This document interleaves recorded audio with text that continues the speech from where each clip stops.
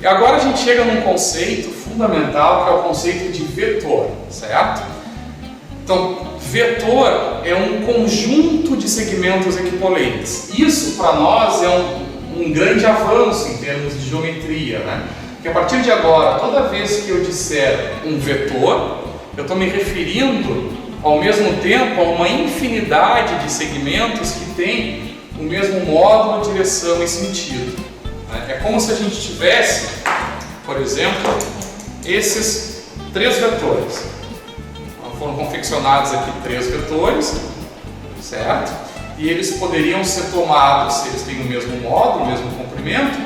Se eu tomar todos na mesma direção, mesmo sentido, assim, eu escolho um deles como representante desse conjunto.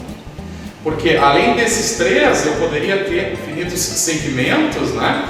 Mas desse conjunto inteiro eu escolho um para chamar de vetor. Então essa ideia para nós é bastante importante, porque a gente, quando fala de vetor, fala desse conjunto inteiro. Eu consigo representar uma infinidade de segmentos. Isso é um conceito bastante forte. E aí a gente pode representar agora assim. Então já não é mais um segmento, né, porque eu acrescento essa seta sobre. Isso é um vetor, um módulo, direção e sentido. Ou eu posso dizer que esse vetor é uma letra minúscula, também com essa notação. E aí do vetor, quando a gente vai calcular o módulo, que a gente já falou a definição do comprimento do vetor, a gente coloca essas duas barras. É uma notação que a gente vai utilizar bastante, né? E esse vetor, no caso, se o meu vetor for AB, um pouquinho mais adiante a gente vai aprender a calcular as posições do vetor, o comprimento, os pontos.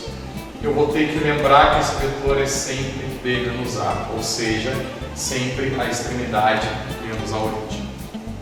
A partir desse momento, né, todos os conceitos que a gente vai pegar de vetores são muito semelhantes aos conceitos de segmento, exatamente porque, repetindo, né, o vetor é a representação de um conjunto de segmentos. Então, quem lembrar bem de segmentos vai entender tudo que está agora nessa projeção. Quando é que dois vetores são iguais? Né? Quando eles forem equipolentes, quando eles tiverem o mesmo módulo, mesma direção e mesmo sentido. O que é um vetor nulo?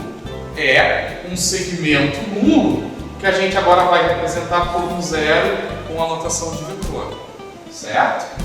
O que são vetores opostos? Se o meu vetor V é o AB, o oposto a ele vai ser o segmento de sentido oposto, que seria o BA. E a gente pode representar então como sendo menos V, esse sinal de menos, para dizer que mudou o sentido. O vetor unitário, lembram de quando a gente calculou o comprimento do vetor? É aquele que vai medir, que vai ter como módulo uma unidade de comprimento, uma unidade que vai ter que ser estabelecida na hora do cálculo.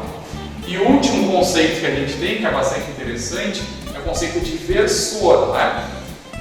Para eu definir um versor, é preciso que eu tenha um vetor antes. O versor vai ser versor de um vetor dado.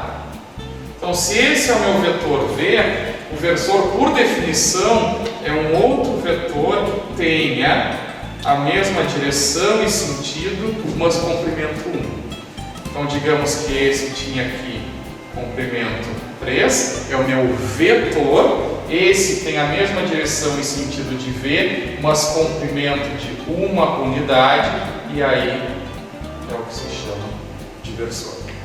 A gente para por aqui, a gente se vê no próximo vídeo. Valeu!